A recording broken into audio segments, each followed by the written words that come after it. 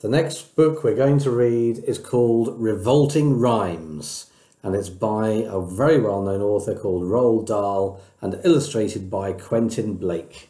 And there's a picture of a wolf looking very happy with himself whilst reading a story to two children that look a little bit frightened. Now, there are 6 revolting rhymes in this book. Oh, there's an inside. There's a picture on the inside front cover. In fact, I ought to read you the blurb first of all. So there's the picture on the back cover, and there's the wolf looking like he's having a doze after a tasty meal. And I can't see any children.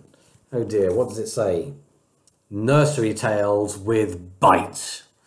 6 of the best known nursery tales retold with some surprising and hilarious twists. If you thought Cinderella married the prince and lived happily ever after, think again. So there we go. There is the blurb for Revolting Rhymes. And the important part there is that these stories have a twist, an unexpected ending that doesn't fit in with the traditional version. And there are 6 revolting rhymes that we're going to read. Cinderella, Jack and the Beanstalk, Snow White and the 7 Dwarfs, Goldilocks and the 3 Bears, Little Red Riding Hood and the Wolf, and the 3 Little Pigs. We're going to read 2 a day, and there's also going to be a video to watch for each of them as well.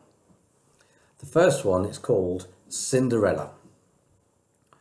I guess you think you know this story. You don't. The real one's much more gory. The phony one, the one you know, was cooked up years and years ago and made to sound all soft and sappy, just to keep the children happy. Mind you, they got the first bit right, the bit where, in the dead of night, the ugly sisters, Jules and all, departed for the palace ball, while darling little Cinderella was locked up in a slimy cellar, where rats who wanted things to eat began to nibble at her feet. There's a picture of Cinderella in the cellar with a rat looking at her toes as though he's found a delicious meal.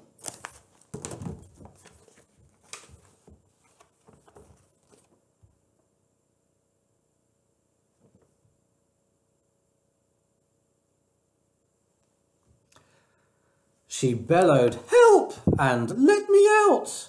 The magic fairy heard her shout. Appearing in a blaze of light, she said, "My dear, are you all right?"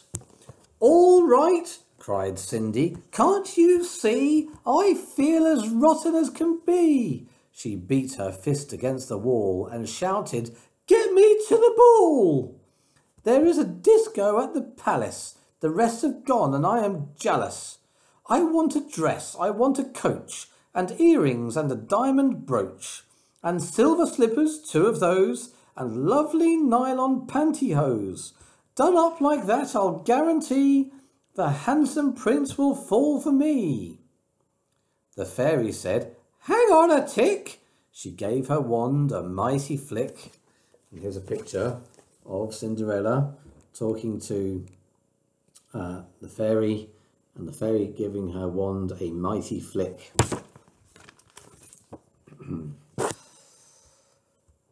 She gave her wand a mighty flick, and quickly, in no time at all, Cindy was at the palace ball. It made the ugly sisters wince to see her dancing with the prince. She held him very tight and pressed herself against his manly chest. The prince himself was turned to pulp. All he could do was gasp and gulp. Then midnight struck. She shouted, "Heck! I've got to run to save my neck." The prince cried, "No, alas, alack." He grabbed her dress to hold her back. As Cindy shouted, "Let me go!" the dress was ripped from head to toe. She ran out in her underwear and lost one slipper on the stair. The prince was on it like a dart. He pressed it to his pounding heart. And there's a picture of the prince finding the slipper that Cinderella left behind. "The girl this slipper fits," he cried, "tomorrow morn shall be my bride. I'll visit every house in town until I've tracked the maiden down." Then, rather carelessly I fear, he placed it on a crate of beer. At once, one of the ugly sisters, the one whose face was blotched with blisters, sneaked up and grabbed the dainty shoe and quickly flushed it down the loo. Then, in its place she calmly put the slipper from her own left foot. Aha, you see the plot grows thicker, and Cindy's luck starts looking sicker. Next day the prince went charging down to knock on all the doors in town. In every house the tension grew. Who was the owner of the shoe? The shoe was long and very wide. A normal foot got lost inside. Also, it smelled a wee bit icky. The owner's feet were hot and sticky. Thousands of eager people came to try it on, but all in vain. Now came the ugly sisters go. One tried it on. The prince screamed, "No!" But she screamed, "Yes, it fits! Whoopee! So now you've got to marry me." The prince went white from ear to ear. He muttered, "Let me out of here." "Oh, no you don't. You made a vow. There's no way you can back out now."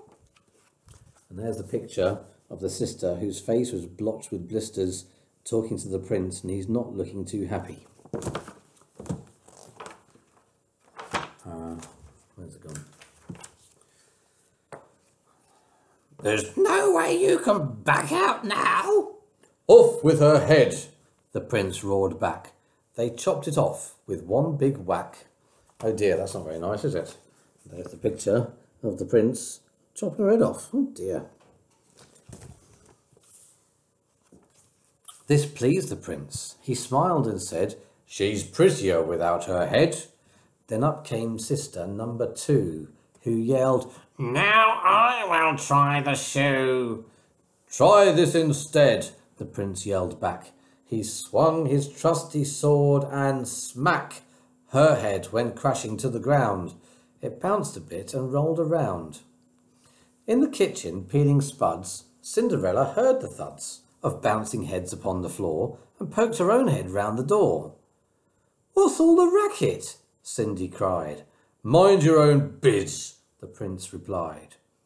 Poor Cindy's heart was torn to shreds. "My prince," she thought, "he chops off heads." And there she is, not looking very impressed. "How could I marry anyone who does that sort of thing for fun?" The prince cried, "Who's this dirty mutt? Off with her nut! Off with her nut!" Just then, all in a blaze of light, the magic fairy hove in sight.